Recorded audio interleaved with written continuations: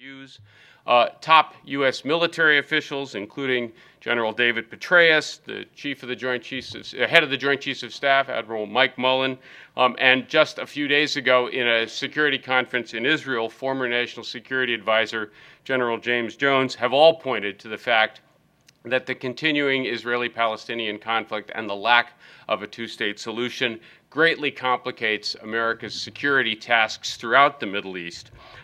So the lack of progress can be seen in, the harmful effects of the lack of progress can be seen in lots of different ways. Two states will not solve all America's problems in the region. It would make almost all of them somewhat easier to address. So the bottom line here is that in foreign policy, sometimes we face big trade-offs between our moral preferences and our security interests. This is one of those rare and happy moments where the moral outcome, self-determination for two peoples, is also consistent with everyone's security interests. In security terms, two states is a win-win-win. This is why President Obama said in his Cairo speech, two states for two peoples is in America's interest, Israel's interest, the Palestinians' interest, and the world's interest, and he was right. Thank you. Thank you, Steve. Richard, thank you so much. Thank you. Thank you very much, Lenore, and thank all of you for coming out this afternoon. I add a special note of thanks to Lenore for all her tireless efforts in organizing us. It was often like herding cats, and in fact, herding old cats, I must say, which is probably even worse. Watch that, Richard. Not all of us, some of us. I want to begin on an optimistic note, and you'll see where I end in a few moments.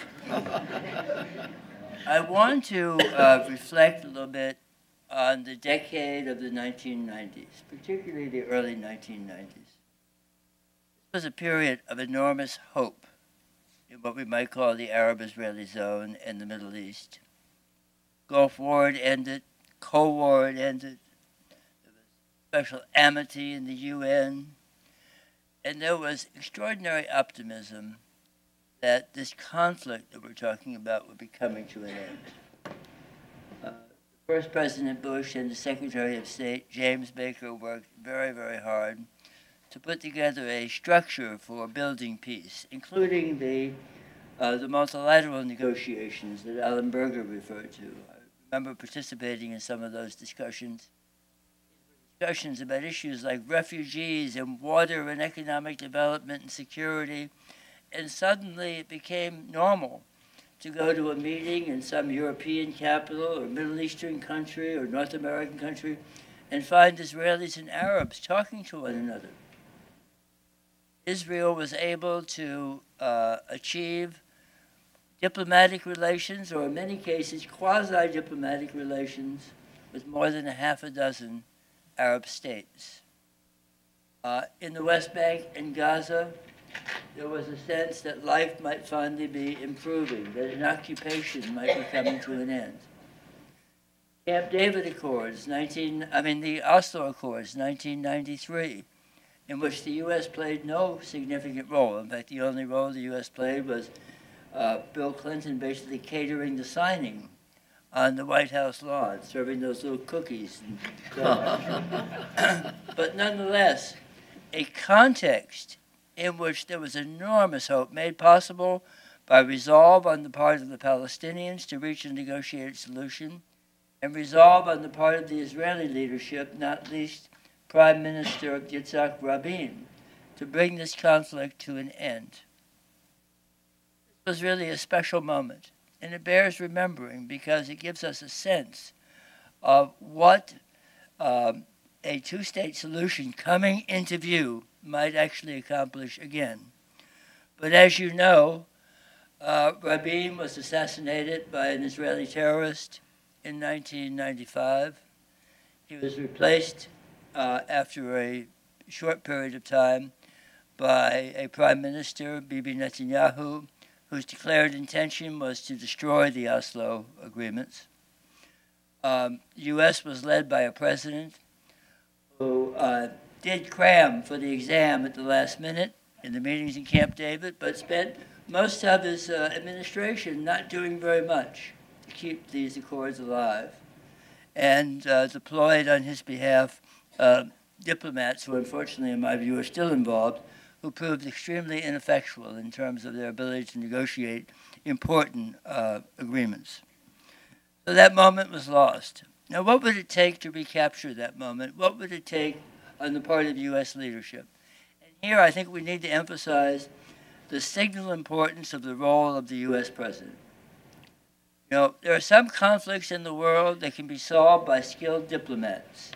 Go back to the 1990s, look at the tremendous work done by U.S. Ambassador Chester Crocker in Africa.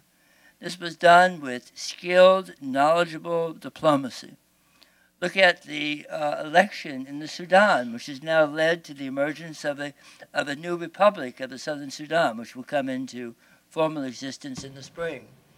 Made possible by skilled diplomats from the U.S., from the UN, from many countries, Japan, etc. But this conflict, the Arab-Israeli conflict, and particularly the Israeli-Palestinian dimension that we're really focusing on in the study group, requires the active hand of the United States of America. The United States and Israel's interests are deeply entangled with one another. It may be great for the Israeli sense of security. In my view, it's not very good for U.S. interest, but it's a reality. It makes any serious attempt to seek peace an attempt that needs to be pursued at the highest levels of our government. So what are the 6 conditions, in my view, for a president to successfully reach a solution in resolving this conflict? 1 is resolve. In other words, understanding that this is a priority. This is a matter of U.S. interest. Steve Walters already talked about that. I think many U.S. presidents, many officials, past and present, understand the importance of this interest in terms of U.S. interest. 2 is time, focus. This takes an enormous amount of time. Even though he spent 7 years not doing much about it, look how much time Clinton ended up spending in the last year of his administration trying to bring together a solution.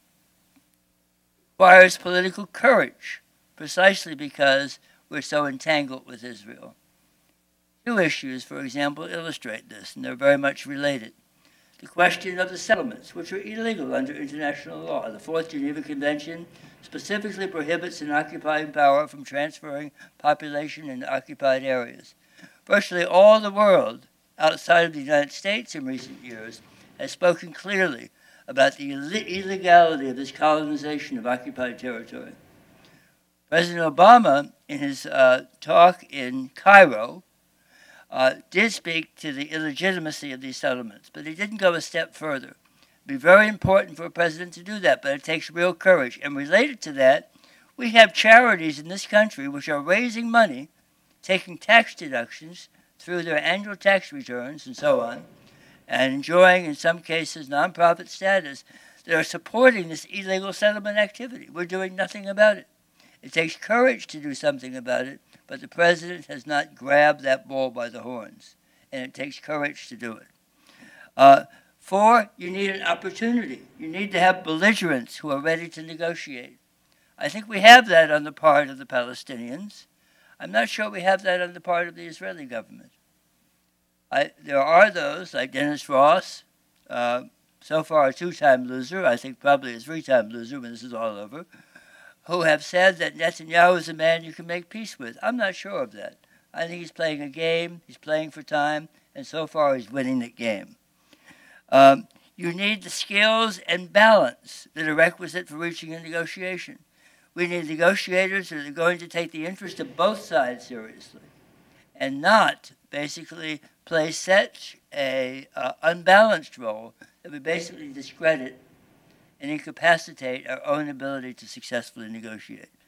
And finally, you need luck. It's difficult, but we do know what a solution looks like. The template is very well known. This is unlike many conflicts, where basically finding a solution, designing a solution is part of the problem. In this case, we very much know what the template looks like. Go back to the Clinton parameters that are released at the end of his term, very clearly represents a consensus of what a solution is going to look like. But it's going to take a look. So what is my perspective now? It's actually very dour. I don't expect there to be a two-state solution. There may be, by some significant sort of political change of mood and whatever in Israel, a different government, much more attuned to making peace. I don't see that happening. And I don't see a U.S. domestic environment in which a president is going to be willing to make the investment in time, in political courage, and so on, to pull this off. So I don't think the conditions are there. I joined this group with a certain amount of skepticism. I'm now extremely skeptical that we're going to see a solution.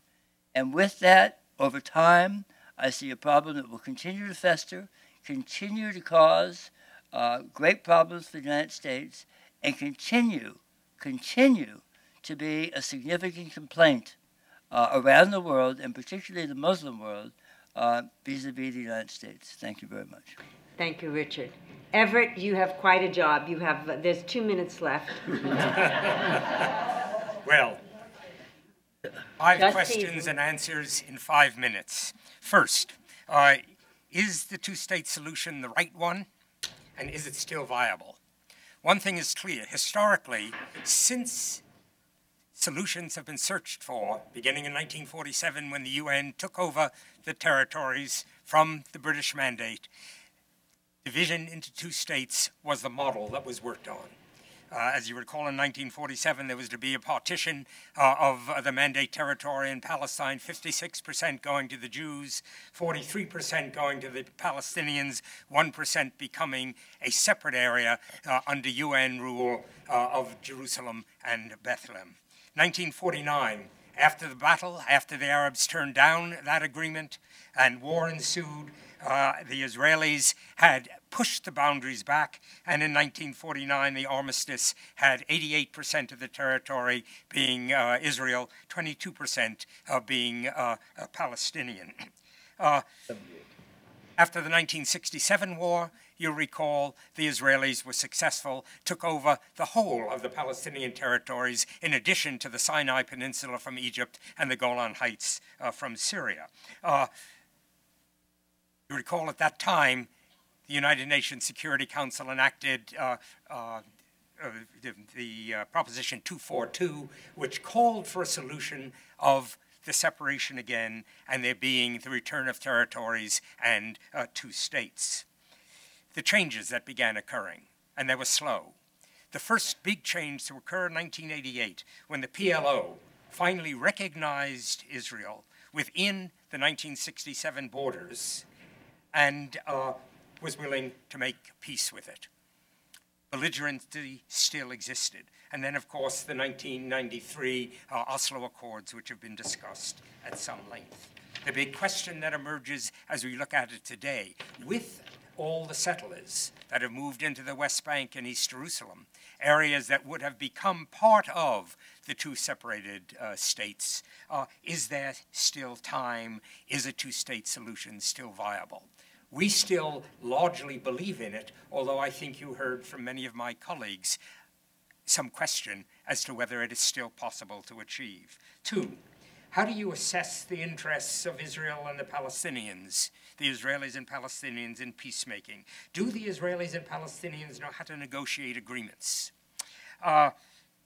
Yes, they do. How effective will they be? Oslo is a classic example. The Israelis and Palestinians successfully negotiate an agreement without the United States even being involved. As someone commented, Clinton gave the party at the end in Washington.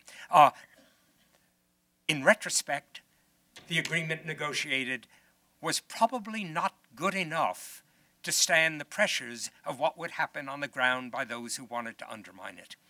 And from 1993 to 2011, we look at the decline of what's happened. There's another factor which I think is important, hasn't been mentioned yet, and I don't think we even mention it in our study, and that is the change in the nature of the Israeli population over the last 2 decades. 1 million new immigrants from the former Soviet Union have arrived in Israel, out of a total population of just over 7 million.